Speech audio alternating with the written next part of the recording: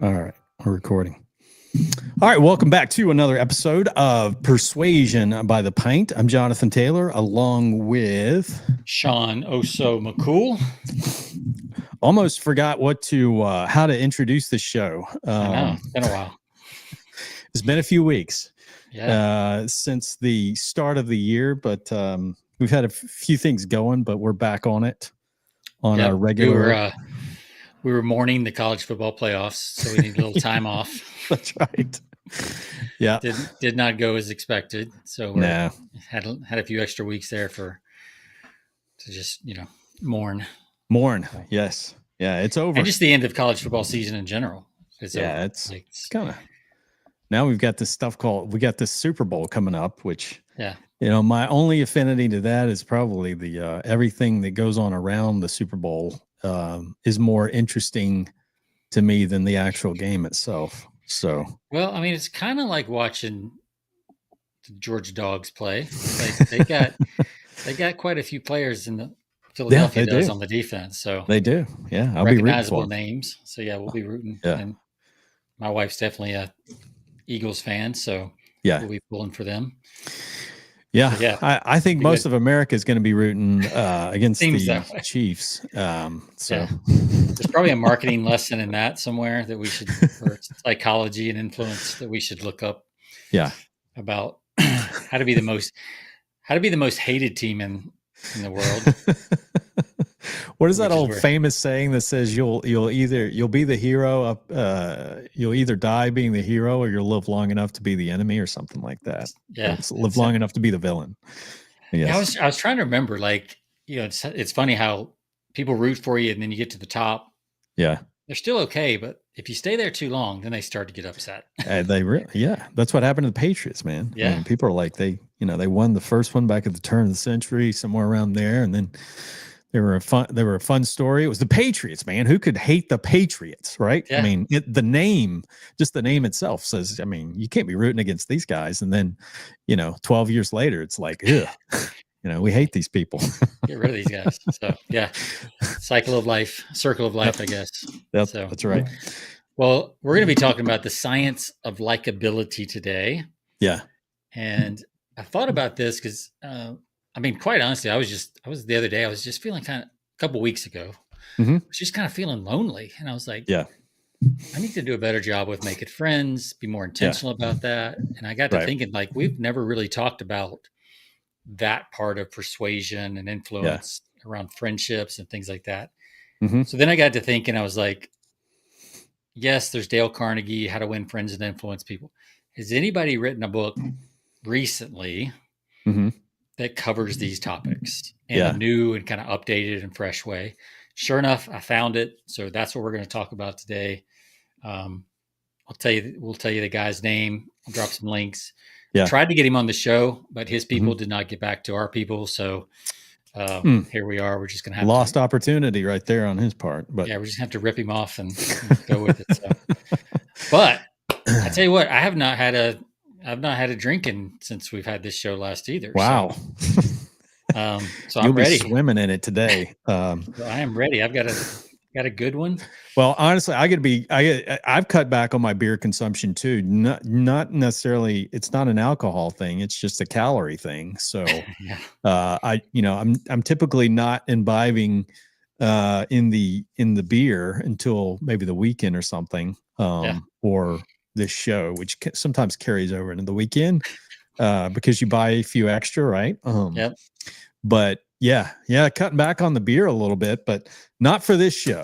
Not for this show. We saved the best. We saved the best for this day. Yeah. So what do you have on your end?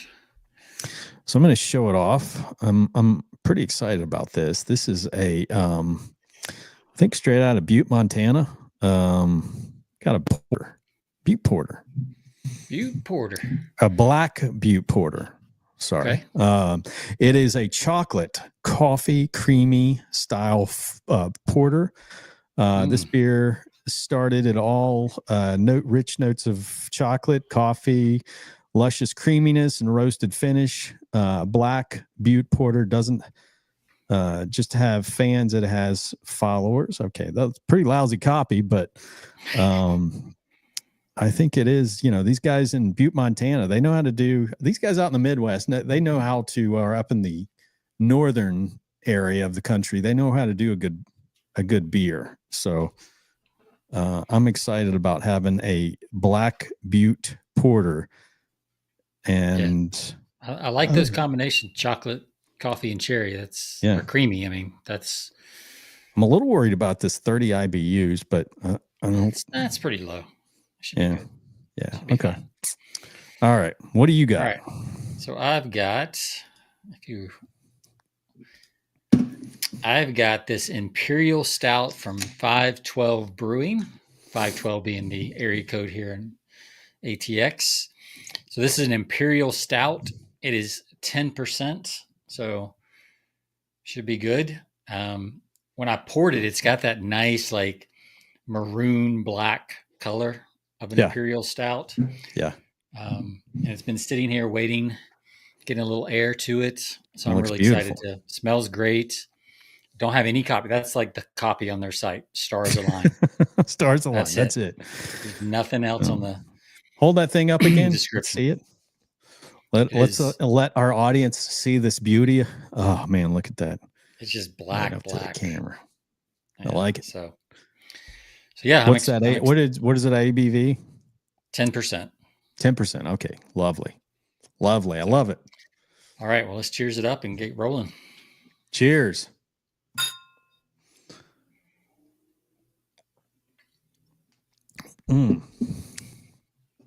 Oh. That is good. All right. You went first. So what's the verdict? I haven't had a porter in a while, but I got to give this one I'm not overly impressed. I guess I was hoping it's not better, but I was hoping for something a little more sweetness to it. Okay. Just kind of overall bland, not much to it. You know coffee's bitter for the most part, right? I do. But that's probably where the bitterness is coming from. I expected the chocolate to balance that out a little bit. It's maybe it's bittersweet chocolate. Who knows? But yeah, I'm going to give it a 3-1. All right. Sorry, Butte, Montana. Sorry, guys. Go back to riding horses. Whatever. That's right. Whatever you do up there. Shoveling snow. Yeah, there you go. Maybe it's some of that. You ever heard of that Butte water? They say it's like eating, drinking that Butte water, but lots of minerals and stuff in it. Could be some of that in here.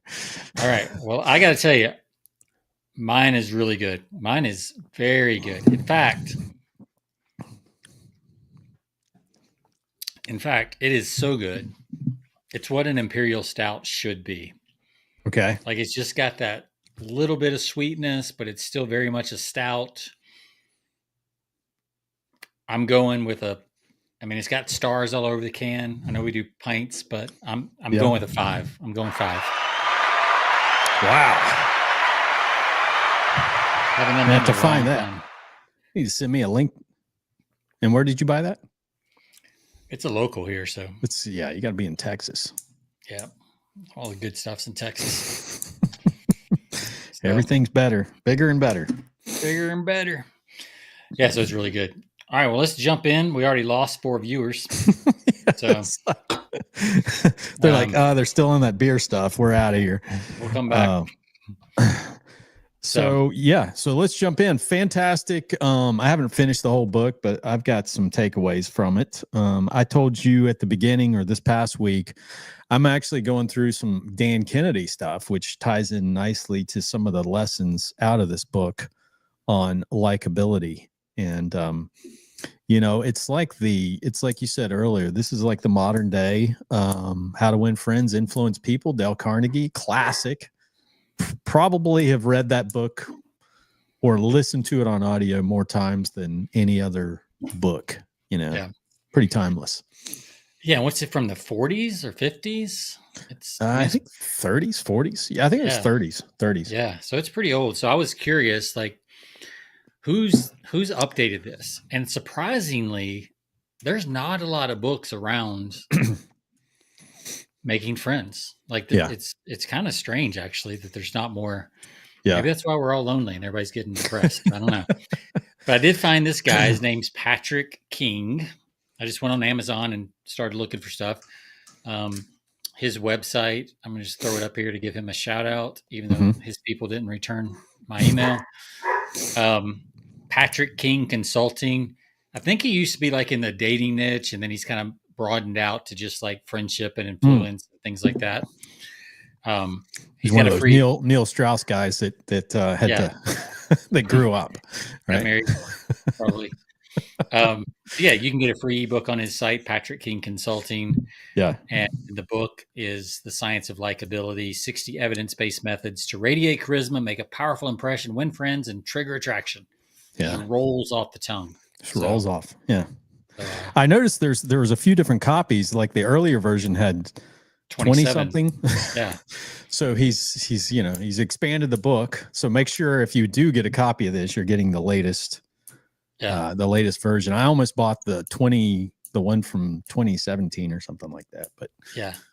So I'm actually gonna drop the link in the comments for anybody that might be watching or listening. All right, well, let's jump in. Like I've got a list of some things here that I found kind of cool. Yeah. So I'll go with the first one. So the first thing was this idea of spontaneous trait transfer. Okay. So this was early in the book, and this was I never really heard superpower of some sort. I know, right? Spontaneous trait transfer. Especially for you, if you're in sales, it kind of makes you think of some stuff as well. And, yeah, right.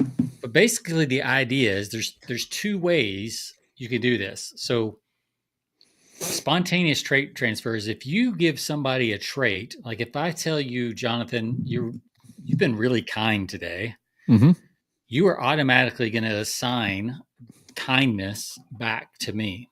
Right. When I say you're kind, you're going to think I'm kind, right? But here's the really cool part. Like that kind of makes sense. Here's the cool part. I can say, I met this really kind guy the other day. You don't even have to know who the person is. I don't have to give a name. But if I just give anyone else a trait, you will then assign that trait to me. Yeah.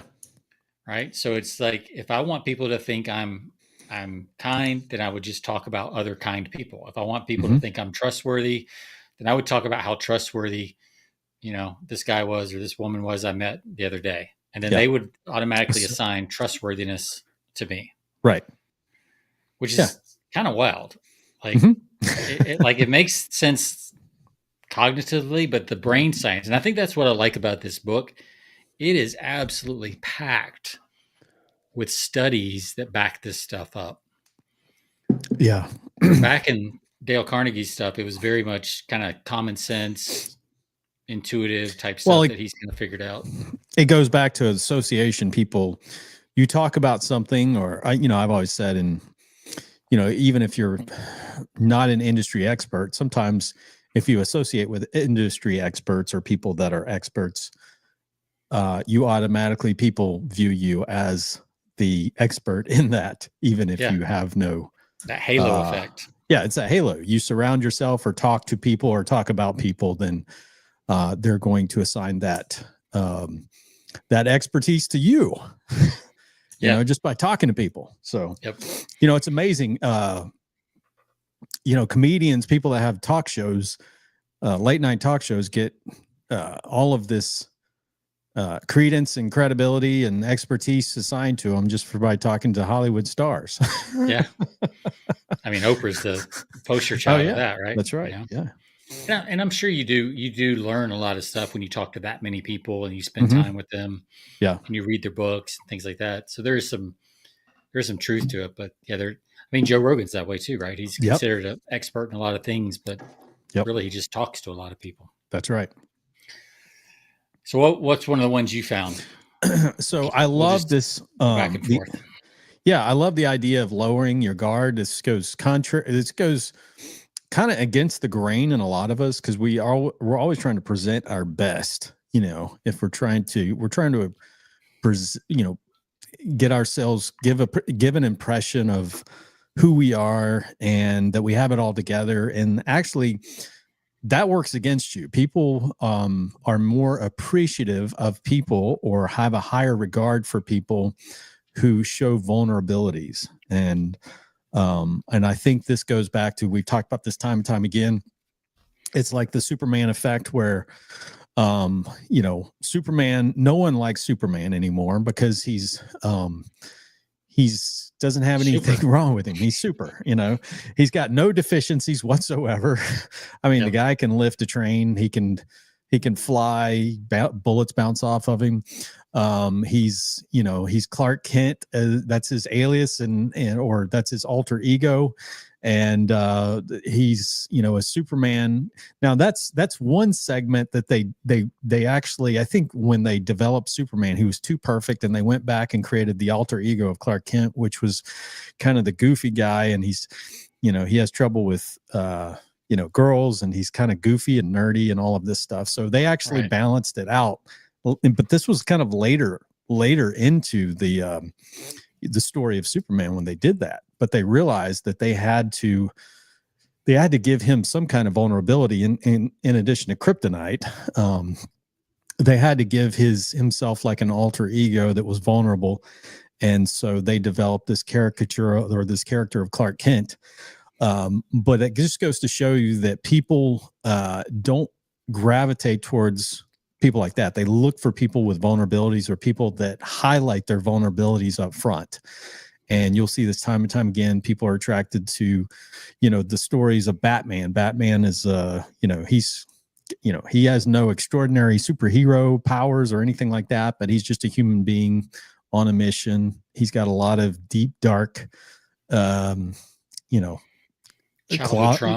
trauma. Yeah, exactly. I mean, some things that go back. He has to get therapy for whatever reason, and he's got his flaws, and I think that's the key. Is people want to know that, or people are when they see that you have flaws in your character, not so much in your character, but just in your persona, that you deal with struggles. There's certain things that you have trouble with, and they're more attracted to you. Yeah. And he made the point, and I think this is more true. It's more true now than ever before. Like in the 50s, Superman was more popular than Batman or Spider-Man. Yeah. Right. Maybe those guys weren't even around. Batman was definitely around. Yeah. But it was a very strong Batman. I mean, the Adam West Batman is not the same as today's Batman. Right. Right. So I think as we've moved through time, people are looking for more and more vulnerability, more and more flaws. Yeah. At the same time, a lot of people expect you to be perfect. Crazy world. So, that's right. I think the strategy, and I've heard this time and time again, and it dovetails into, I was mentioning Dan Kennedy. He talked about it this week, is like when you're creating this this personality effect in your business, everybody has to have a quote identity in your business. What do you want your customers, or what do you want the people that see you to, how do you want them to view you? And Dan Kennedy has always had his persona. He doesn't own a cell phone. He lives in the middle of nowhere, and just does fax. He still to this day does faxes, if you want to get in touch with him, which is that's the craziest thing I've ever heard of. But hey, that's his, he's kind of the grumpy persona. Yeah, absolutely. He's grumpy. Yeah. He's a curmudgeon. He's died once and came back to life, and but he's got this curmudgeon type personality, and but that's his thing. And I think that he mentioned, I was listening to him, he mentioned, you want to present your vulnerabilities up front too. You don't want people to find them out after the fact that you've tried to, you presented yourself as being all this. It's good to get these things out of the way up front. Just say, here, this is who I am. This is some of the things I struggle with. I don't fly on airplanes because I'm terrified of flying or whatever. Those are just things that people will kind of not necessarily admire you for, but they'll respect you for over time if you just get them out of the way up front. Yep. You know how we all know that, if you let people talk more about themselves than you talk. Like if you Yeah. let people, like they like that, right? Mm-hmm. What I thought was interesting in this book is he pulled up the science on that, and literally talking about ourselves or having someone else talk about themselves. So talking about ourselves feels as good to our brain Yeah. as sex. Isn't that Like amazing? that's crazy. Like, right?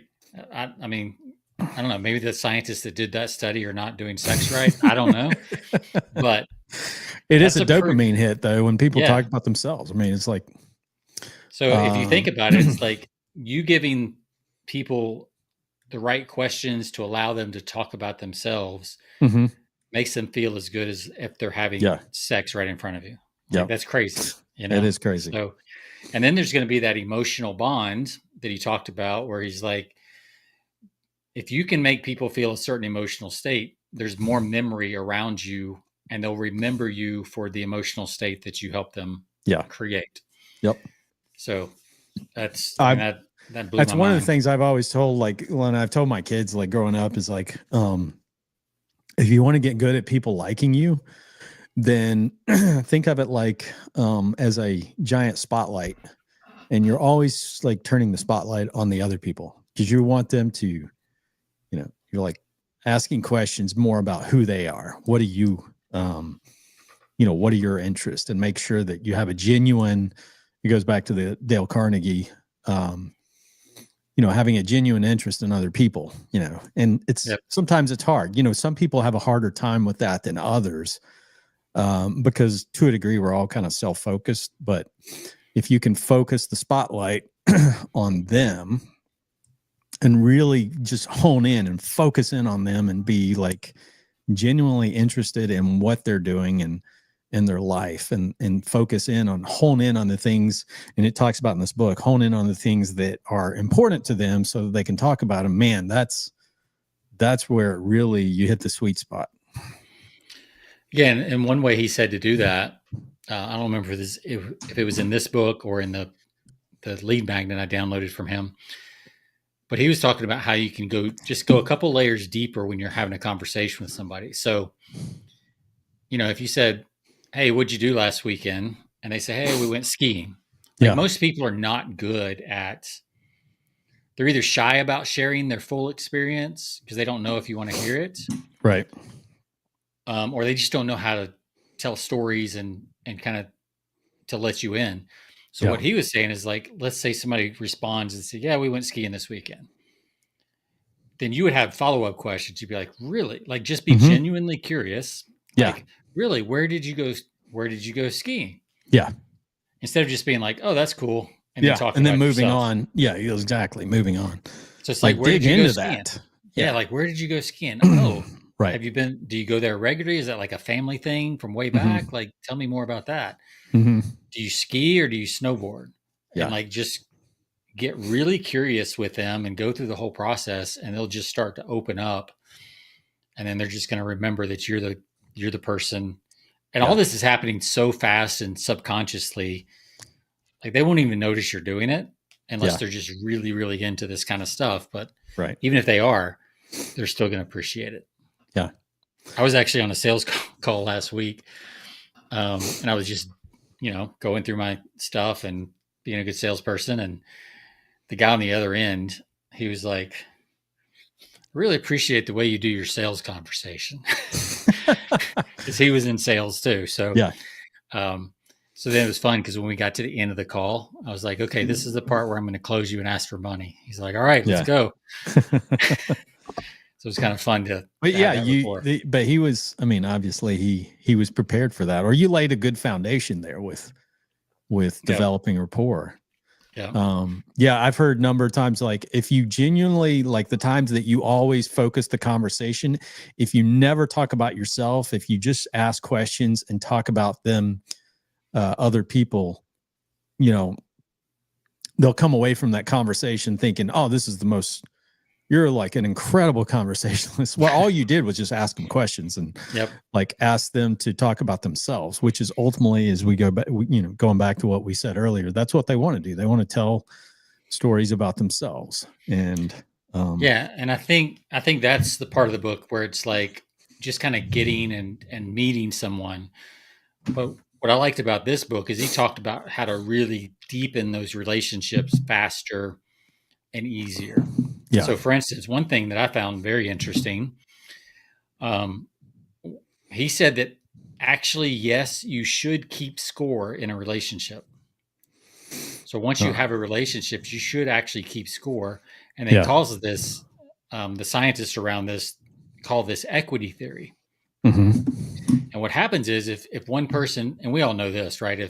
If one person in the relationship is doing a lot more than the other person, one's giving more, one's always taking their car to dinner, or giving somebody else a ride to work, there starts to be an imbalance. And then there starts to be resentment on the one side and guilt on the other side.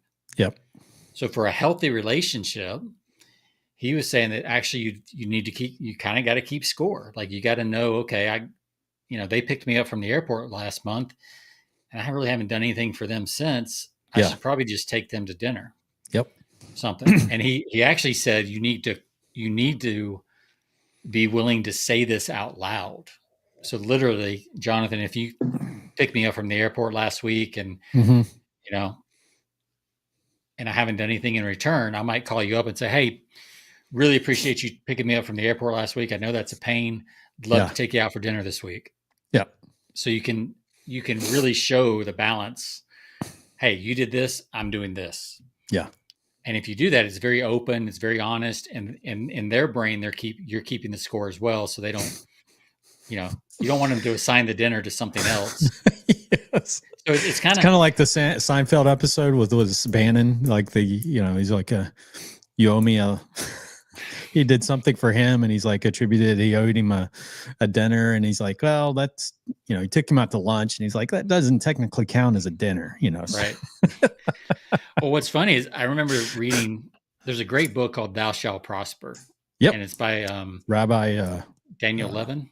Yeah, that's right. Daniel Levin. And he talks about this in that book. He talks about the Jewish culture and how the Jewish culture is 3% of the population, but they control 25% of the world's wealth. Right. So his whole premise is like, what are they doing different relationally in business that other people aren't? And this is one of the things he talked about. He didn't go into the science of it, but he was saying that in the Jewish culture, people will continually try to one-up favors with each other. Yeah. So if one does a favor, then the other person's going to, as fast as they can, they're going to figure out how to pay that favor back. Sure. Yeah. And it just escalates to where they're both, playing at a higher and higher level. So very much like the Seinfeld episode. So yeah. So that, I think that's interesting because I think depending on where you come from in the country, especially I think in the South where we grew up, Jonathan, like to keep score in a relationship would be very like wrong or right. But it's actually very healthy. Yeah, exactly. Yeah, that's good because that can get the balance can kind of tip to one side, if you're not careful, So and if you're not willing to call that out, and if you're afraid to call that out because you think the relationship's going to end, that tells you the relationship's not that strong in the first place. Exactly. Right. So if the reverse was true, if you'd picked me up from the airport and I just never returned it, and then I ask you to pick me up from the airport again. Yeah. If we're good friends, you'd be able to say, hey, that's cool. And you might do a joke. You might do it with a little bit of laugh and a smile. You say, hey, this is the second time I've done this. And I ain't, Yeah, that's right. You've not done anything for me. Like you owe me dinner when we get back. Yeah. If you say it the right way, and if it's a good relationship, I would be like, what do we typically say? You owe me one, right? You owe me one. So exactly. And as a good friend, I'd be like, yeah, you're right. I just been busy. Dinner's on me as soon as I get back. Yeah. So that's healthy. Yeah. What else? What else did you see? What about eye contact? Did you catch that? Because it's always a question in a conversation. How much eye contact should you focus in on? You've always heard certain amount of eye contact in a conversation so that you develop trust. It says people who don't make eye contact are perceived as being untrustworthy, deceitful, This age-old assumption has been disproven, reportedly. Yeah. Most recently in 2012 in quote, the eyes don't have it, lie detection and neuro-linguistic programming, which found no correlation between eye contact and deceit, but instead a considerable correlation between hand gestures and deceit. So we've always been told, look people in the eye when you talk to them. What did you think about that? Yeah, I thought it was interesting because he said it doesn't actually mean it, but then he also went on to say that you should probably do it because a lot of people expect it. Yeah. And but I've also heard that if you there's also a balance. Like if you over stare, that's also untrustworthy. Like it's too much. It'll get weird if you just stare at people in the eyes the whole time. Hello. Yeah. Yep. Hi, Siri. Siri's saying hello to me for some reason. Oh man, I was on a sales call today, or 2 different sales calls, and she spoke up today. She's got her ear to the ground today for some reason. Absolutely. You need to turn that off. I didn't even make eye contact with her, and she's telling me hello. Maybe it's the hand signals. I thought that was interesting. I wanted to learn more about like the hand like what hand gestures are created. I know, like on video. Yeah. Actually, you should, if you really want to be better on video, like you want to be close enough where they can see your eyes, but you also don't want your hands permanently below. Like you want to be able to see hand gestures from time to time. Yep. Because if there's no hands being seen and it's just your upper body, like on a Zoom call, yep, people don't trust you because they can't see what you're doing with your hands. Right. And it's very subliminal, but yeah, that's, so I wish he'd gone a little bit more into that. Yeah. But yeah, it's a good reminder that people still expect eye contact, even if it doesn't neurologically and subconsciously matter. It does matter consciously. Yeah. What is my rule is typically if I'm having a conversation, I try to make a point, intentionally look people in the eye for, a few seconds, and then I'll kind of look away and then shift back to them just so I'm not making it completely uncomfortable. Right. So it's hard to say exactly what amount of time, but you don't want to just stare at people's eyes the whole time, but you do want to look people in the eye and let them know that I think there is a sense of people respect people who are looking you in the eye, but you also have to balance that out a little bit. And you can go the other way. I've had conversations with people in the past who will totally look at anything but your eyes, like they're totally distracted by what's going on around them. And in that regard, you feel completely disrespected. And honestly, I've had conversations like that where I don't want to talk to those people because every time I've talked to them, they're either looking over my shoulder at what's going on behind me or over to the side. Yeah, especially in crowds. Yeah. And it feels like they're just kind of there and going through the motions. So, yeah, I think especially if you're like normally an observant person, if you like to people watch, that can be really hard. Yeah. Like I love to people watch and I'm very observant. And then also just pure situational awareness from, what we were taught in the military. Yes. It's like constantly scanning the environment and looking around. Mm-hmm. It is kind of, you got to really focus on that person. I think he said in this book, like, if you feel like you just can't hold eye contact or if it's getting weird, like look at different places on their face. Yeah. So you maybe look at their forehead, look at their ear, look at their chin, and then come back to the eye. Yeah. And but instead of like going all the way to the corner of the room or something like that. Yeah. Which I think that's good advice. I think it gives you some relief. It gives them some relief, but you're not looking away too far away. Yep. But I tell you, this is why like in, face-to-face sales and stuff like that, that's why I love having either a pitch deck or a Sharpie and a legal pad, because it gives you somewhere else to direct the eye from time to time. Mm-hmm. Even if you're just drawing what you're saying, like I love drawing on a legal pad in a sales conversation. Yep. And, even if it's just, I'm writing down numbers, it just gives the eye some relief and some relief from the tension of holding eye contact. Yeah. I'll do that a lot of times on on conference calls where I'm having a conference call with a company, and it's just like I'll literally just doodle sometimes, even, and it makes it look like I'm jotting down, like, listening intently on every word they're saying and jotting down specifics where, I am at times, but I'm also using that time to just turn away from the conversation and just kind of it's interesting on Zoom too. It's like, or video calls in general, the person's down here. So if you're looking into their eyes, you're not looking into their eyes. Right. So it's like, so if I look up so I try every, at least once a minute for about 5 or 10 seconds, I will look directly at the green light. I will too. On my camera. I will do that. And then I'll come down and and then I'll come down and I want to see but it's hard to see their facial expressions and how they're reacting. Yeah. Yep. So I have to go back down to them, come back up to the camera. Yeah.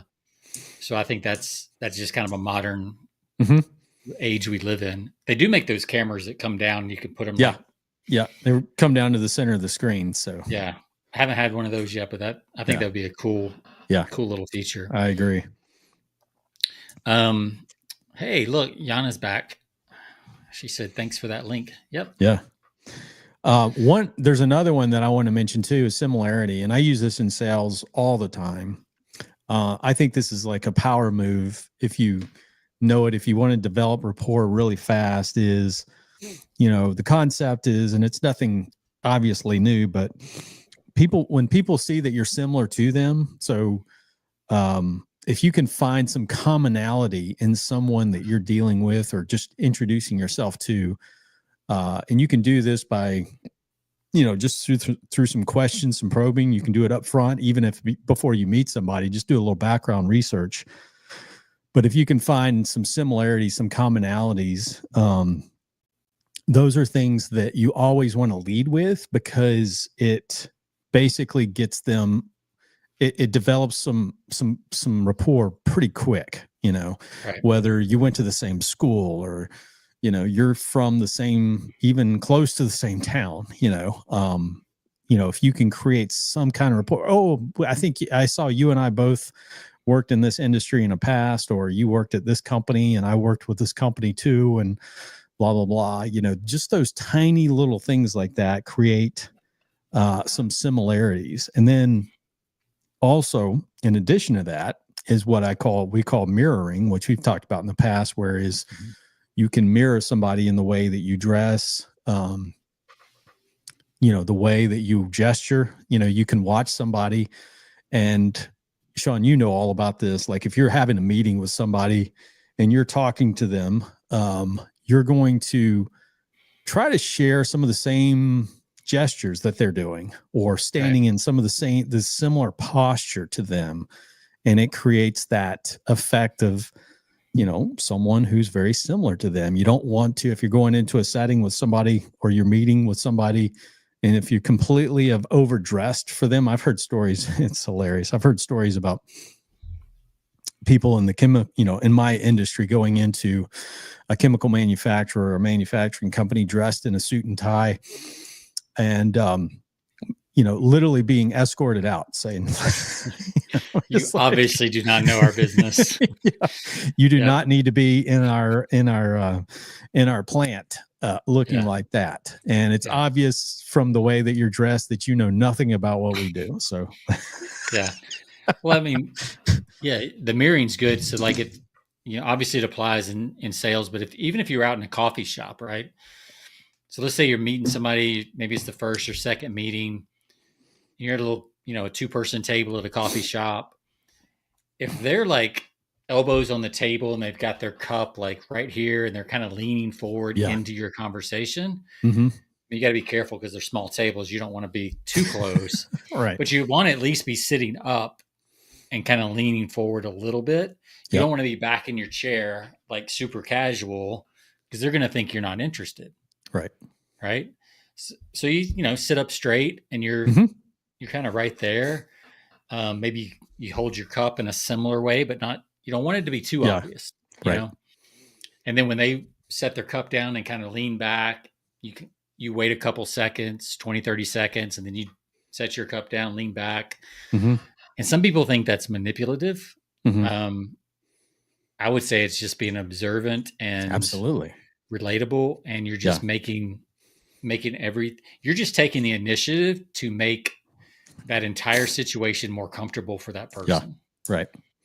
To me, it's no different than like if you had a friend over, or a family member over, and you have a nice guest room for them, and you make a comfortable bed for them, and like it's the same thing. It's you want to make people comfortable. Yep. It's not manipulative. It's just making them comfortable. And never fold your arms when you're talking to someone. What that tells them, what does that tell you, Sean? If I'm here talking to you and I have my arms crossed like this, you're either you're bored, you're closed off, you're like, I don't want to be here. Right. Like a lot of things. Yeah. Yeah. It's very shut down. Yeah. It shows. Yeah. You said closed off, and that's the terminology that I would use is you're closed off to them. And, I've had conversations on the other end where people have done that, and I feel it, I feel like, okay, I don't think what I'm telling you is having any influence, just by the simple fact that you have your arms closed or embraced like that, so. And I think that's true probably 90% of the time. I do think there's situations, especially if you're outdoors. Yeah. If it's chilly, like maybe somebody's kind of like this because they're a little cold. So you just have to be aware of context. Different. Yeah, completely. And it's usually like, I think you can tell the difference between like cold is if the shoulders are rolled in with the arms crossed and you're kind of hunched over, that's cold. Yeah. But if their shoulders are dropped and relaxed, but their arms are still crossed, that's disinterested, closed off. Absolutely. Yep. So those little cues you can look for sure. Yeah. Yep. Yeah. One thing I thought was really interesting, it talked about the 3 different levels of friendship and like how to progress. Mm-hmm. And he showed this as like a 3-ring circle. So a circle within a circle within a circle. So the outer ring is what he calls stimulus. Okay. So this is where basically it's like you see someone that kind of looks like you. Maybe it's the way they dress. Maybe it's the haircut. Maybe it's the car they drive. But there's something about the way they look that resonates with you, feels comfortable to you. So that's, he calls it the eye test. Yeah. So that's the outer ring. And then the next ring in is values. Okay. So as you talk to someone, do they have the same values as you? So like you were saying earlier, if we meet somebody from Georgia, we kind of have an idea for the most part, some of what their values are. Same with Texas, same with Massachusetts. Like you kind of have a good idea about at least an overview of values. And as you narrow in on what part of those places, you'll get even more. So values is the next level. So you want to be asking questions that will open up those values. And so you can learn about that. Mm-hmm. And so that you can share your values if you want to move into their a circle closer. Right. And then the last thing, the inner circle, I thought this was interesting because I don't think most people are honest enough with themselves about what a relationship is. Mm-hmm. And that's one thing that's a little surprising in this book. He talks about that inner ring is role. Like what role do you play in their lives? And he defines a role as you're helping them work towards a shared goal. Yeah. Whatever that might be. That might be an actual project. That might just be not being lonely. That could be a lot of things. Mm-hmm. And I think it's interesting in this book, he's very honest about people are in relationships to get things out of that relationship. Otherwise, they would not be in that relationship. Sure. And I think if you're willing to be honest about that, you can see how you can make friends and how you can serve people. Obviously, you want to get the, reciprocal as well. But I think a lot of times we think, oh yeah, I'm just, we're just friends. But no, you're friends for a reason. Yeah. And I think if you don't acknowledge that, that's why friendships tend to fall apart, because you either don't maintain that, or Right. when that need is no longer there, now you got to find a new need that the two of you might need. Right. Yep. So I thought that was interesting, that Yeah. 3-ring thing. Mm-hmm. We got some more if you don't. No, go for it. I had maybe one more that I can share, but let's go with you. What else Okay. do you have? Yeah. So I've got this one I thought was interesting. You know how some people's like, they talk about a person, they're like, oh man, that guy's never met a stranger. Yep. I mean, our friend David Dutton's probably like that. Yeah, Right? yeah. Most Never met a connected man. stranger. That used to be his tagline. He used to go by the most connected man on the internet. Yeah. So, Well, there's a study that says if you treat people like a friend, the sooner you treat people like a friend, the more likely they are to be a friend. yeah. Like, that seems very obvious, but Mm-hmm. so often we like tiptoe into a relationship and we do a little small talk, and then Yeah. and they're saying that, like, if you just come in and you start joking with somebody, like from day one, Mm-hmm. minute one, and you give them just as hard a time as you would your best buddy, Yeah. that actually establishes friendship much quicker. Much Like, if you quicker. start telling jokes right away, Yeah. like, you're not, like, there's no gloves, right? It's just Mm-hmm. like, you're in my group, like, you're one of my people. Yeah. And it also kind of goes with, he said that people live up to the expectations you have of them. Yeah. So if you expect them to be your friend right away, they're more likely to be your friend right away. Right. So those two kind of go hand in hand. And I thought that Yeah. was interesting, because I definitely know I have a tendency to kind of want to stair step into a friendship Yeah. instead of just jump in. Yeah. Right. Right? Because you don't want to, you don't want to risk. Yeah. But if you're Right. willing to just jump in, so I started doing that on my sales calls that I do. I just jump in. I'll joke with them, like, right off the bat, Yeah. and just, like, say something in that first 30 seconds that Absolutely. is just straight to the point, like, whatever. It's something that's, Yeah. and it serves as a pattern interrupt, if you want to go the NLP way. Very much so. Because they're just not expecting that. I'll have, to follow that, Sean, when I have people on my, we have a lot of guests on our podcast, but, I'll have people that specifically on the Composites Weekly, they don't typically go on a lot of podcasts. These are typically companies, presidents of companies, or, VPs, and they, of really technical stuff. So they're not spending a lot of time on going on podcasts, but so they're a little hesitant and they're a little skittish and they don't know what to expect. And they're always nervous. I mean, these are people it's crazy. They're VP, these are vice presidents and, people at a very high level. When I come on a podcast, when I bring them on to my industry, my Composites Weekly podcast, you can tell there's a nervousness about them. And so I always crack up with a little humor in the beginning to set things, to really kind of to break the ice there, so they don't feel like this is a very, this is not an interrogation. This is me just, this is us having a conversation. I tell a joke of some sort or just say something funny. And I said, listen, this is just like us having a conversation. And I treat them like I've known them. To your point, I treat them like I've known them for, 20 years, and we're just meeting. So that's how I intentionally set the tone of the conversation whenever I bring somebody in. And it's amazing what it does. It completely breaks the ice and they ease up completely. They're like, oh, Yeah. And, so, I mean, that's the reason we have drinks on this show when we have guests on, right? It's that's like, yep, it's like, exactly. Like, it's hard to talk about a drink and be too serious. It's like, I mean, if we had a wine podcast, maybe we'd have some of that, but with beer, it's pretty hard to be too serious. So that's right. Exactly. I mean, so for instance, I think, let's say you're at a party and there's food, there's like a buffet, Super Bowl's coming up, right? So let's say you go to a Super Bowl party and you don't, you usually know some of the people, but you don't know all the people there usually. So let's say there's a score, like you see somebody across the room, you're like, they look like, they could be cool. Maybe I want to Yeah. make friends with them. Like they passed the eye test, the stimulus test. Right. So what you could do is you could go over that person.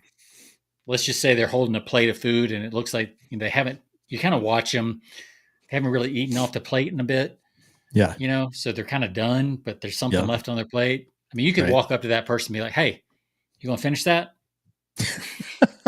They're going to be like, What? whoa, what? What are you? But you would say that to a friend. Yeah. Right. If Yeah. it's a really good Of friend, course. it's like, dude, Yeah. you going to eat that? I'll take it if you're not going to eat it. Right. There's no more over there. So can I have that? Yep.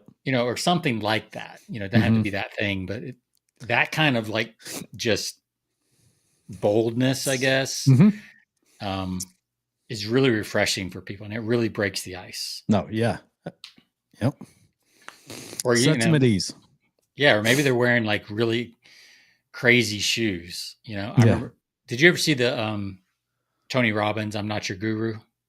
Yes. It's so there's a scene in there where the guy he's talking to has these bright red shoes on, right?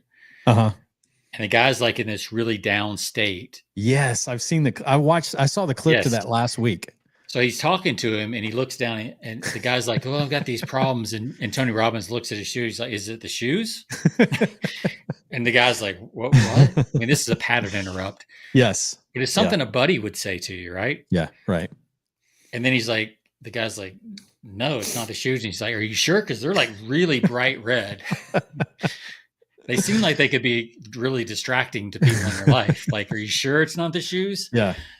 Gets him to laugh, and he starts to chuckle. Laugh, and gets the crowd to laugh, and everything kind of, the seriousness goes down a little bit, and then you've got some openness to talk. So you could even do something like that. It's like, dude, like that's a bold choice in shoes. It's like, man, those are some bold shoes. Where'd you get those? Yeah. So that kind of stuff I think could be really powerful. Yeah. Here's the last thing I've got. I thought this was good. You know how everybody's like, what do you do or where are you from is always the starter. And then people are like, so I'd ask you, Jonathan, I'm like, where are you from? And you'd be like, I'm from, South Georgia. Yeah. Right. You kind of end it there like that, Yep. What he was saying is that creates a problem because if someone has a perception of South Georgia that they're dumb hicks, which is easy to do. Especially if you visited there. Yes. That or you like billboards. There's a ton of billboards. At least not much down in South Georgia except for farming. Yeah. And lots of billboards on I-75 before you get to Florida. Right. Lion's Den. Yeah. So what he was saying is when somebody asks you a question like that, you don't just say I'm from South Georgia. Yeah. Because they can pin you in. They'll put you in a category very quickly. Yeah. Right. You get stereotyped. And they're not going to have as much to relate to you with because we talked about relating earlier. Yeah. So instead you might say, well, I'm from South Georgia, but after I went in the I haven't been back there in 20 years. So I went in the military. And then when I got out of the military, I moved around this is my story. Yeah. So I went in the military and then I went up, we lived in Northern Virginia after I got out of the military. Then we bounced up to Pennsylvania, came down to East Tennessee, went out to Texas, bounced up to Baltimore. So I don't know where you'd call home, but I've kind of been all over the place. Yeah. And you could even add my wife thinks we're crazy. We've moved 20 times in 33 years. So now I've given them 5 different cities and states to work with. Yeah. I've been married for 33 years. They can work with that. My wife thinks I'm crazy. They can relate to that. Like it just gives a whole much bigger place for them to relate to you. Yep. So even though it sounds like you're talking about yourself, if you do it pretty quick, it's going to give them somewhere to relate back to you. Yeah. So if you have a couple of those kind of planned responses for those, because everybody asks the same thing, right? Where are you from? What do you do? So if you can give a little bit more context, like, what do you do? Well, I do this, but in the past, it was a long road getting there. I've done this, I've done this, I've done this, I've done this. And this is kind of what I'm doing right now. Oh, cool. Yeah.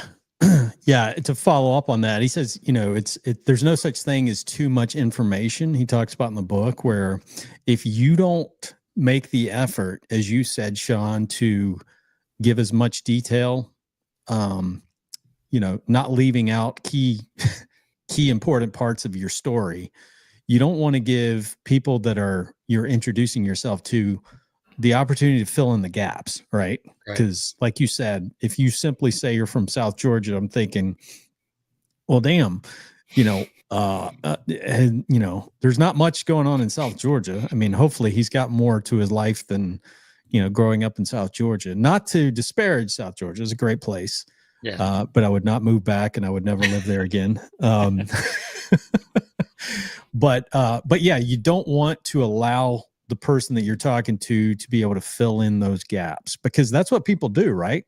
You're talking to me and you're telling me and you leave out key pieces of information. I'm going to kind of fill those things in, much the same way that our brains work when we're reading, we're reading a novel or something. We kind of fill in areas where, we're creating that as we read it. The same thing when we're listening, we create that, so. And if they don't relate to that, or they don't know how to relate to that, then it doesn't give them somewhere to go with the conversation. That's exactly right. They're going to immediately think, well, I'm from New York. I don't have anything in common with this person. Right. When in fact, you may have tons in common still. You're just not from the same place, but you may have tons of other things in common. Absolutely. And you got to take the initiative. And that's a big piece of this book, is like, if you want to make more friends and you want to be liked, you've got to take the initiative. And there's all these tools and techniques. I mean, we just barely scratched the surface in this, but there's all these tools and techniques and questions that you can ask and do to make people, to draw people out and to make yourself more likable. Yeah. So it's not always about drawing them out. It's also about, being vulnerable and exposing yourself, like we talked about, and kind of helping them along the way to get to know you. Yep. Without dominating the conversation. So it's kind of this, kind of a back and forth type. Yeah. Thing. You want to accentuate the areas that relate to, for instance, I rarely talk about college, what I studied in college, because it has nothing to do with what I do now. So I would never I never spend any time talking about what I, whereas some people they were, chemical engineers, blah, blah, blah. They got a PhD, they got a master's, whatever. I don't spend much time talking about my college degree, but I talk about the things that are representative of the field that I'm in, which is what I do now, which is, I host Composites Weekly, or I do this, or these are the things now, but I'm not going to go back and talk about a degree that I got that had nothing to do with what I do today, because that's irrelevant, and that would pigeonhole me, or they would start to fill in gaps, like you said. Yep. They would start filling gaps. It's like, what, I got a degree in, audiology and speech language pathology. What is going on? What does that have to do with this? Especially when you're talking to an engineer. Yeah, exactly. They're like, I don't put those two together. Yeah. That's a good point. I think, and we've kind of bounced back and forth between just general relationships and business. And I think these skills obviously apply to both. Yeah. But I just want to reiterate that I looked into this because I really was like, okay, how can I, this year in 2025, how can I be more intentional about friendships and meeting new friends and expanding that circle? Yeah. As I get older and, just continue to build those friendships and meet new people. Of course, you got to leave the house too. That helps. Seems like I'm always here. There's a lot of, people that tune into the show. There's a lot of people that are solopreneurs and they work out of their homes, and they're in a very similar situation where they don't, they're working on, copywriters I got to imagine is a lonely profession, because you're working, you're doing research, and then you're writing, and it's, for writers, very lonely profession, because you're never getting feedback from the people that, even if you're a, best-selling author, you're not getting real-time feedback from your audience. And I've heard this from you're doing a book signing or doing a speech or something. And I've heard a number of times from even some of the greatest authors out there. that it is a very lonely profession because you're writing and have no critical feedback at the time of just how good or how important or how impactful what you're writing is until later on, right? Yeah. So it can be a lonely, a very lonely profession. Yeah. And I think if you learn to do some of these things and learn how to have these, because a lot of this is just breaking the ice and then quickly moving into friendship instead of it taking 3 or 4 or 5 conversations in different meetings. You can do this in one conversation, one meeting. Absolutely. So if you go to a local meetup, like there's a group I meet with here from a job I used to work at, a lot of e-com people. And once a month we get together. I'll go there and there's a couple kind of key people that I hang out with. Yeah. But this month coming up, I'm going to be like, okay, I'm going to be a little more intentional. I'm going to branch out from the people I usually hang out with and talk to others. Yeah. And let me deepen and widen my circle using some of these ideas. Absolutely. But even if you were to, let's say you do your writing, let's say you are writing, you do your 1,500 words or whatever. Now that we're starting to go into spring, Groundhog Day is this weekend as we're recording this. So, spring's coming. Like, go to the coffee shop, maybe to do your research or do some reading with a paperback book or whatever. Yeah. And look around and see, is there anybody that passed the eye test that you think you might want to get to know? Right. And then see if you can strike up a conversation using some of these things we've talked about, or buy the book and get some stuff and start practicing, because it's going to take some practice. Right. Absolutely. It's a skill. And I think that's what I love about this. It is a skill, and you have to learn, you have to practice. Yeah. Yeah. You have to be intentional about it, because it doesn't happen by.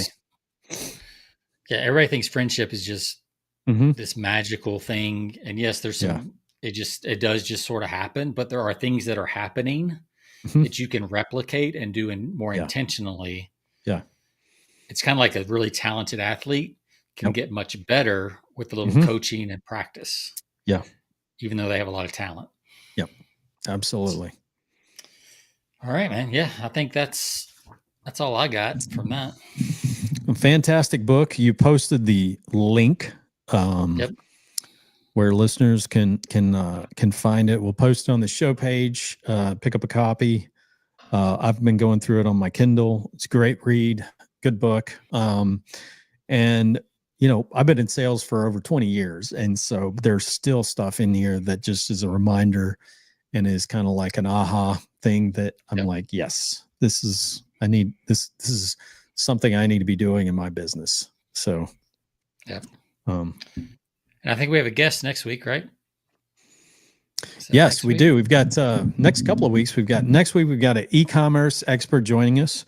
And then the following week, we've got someone on AI we're going to be talking to. He's author of a book where I think he's an author of a book titled "Will AI Replace Me?" or something to that effect. So that'll be an interesting conversation for sure. Yeah, that'd be good.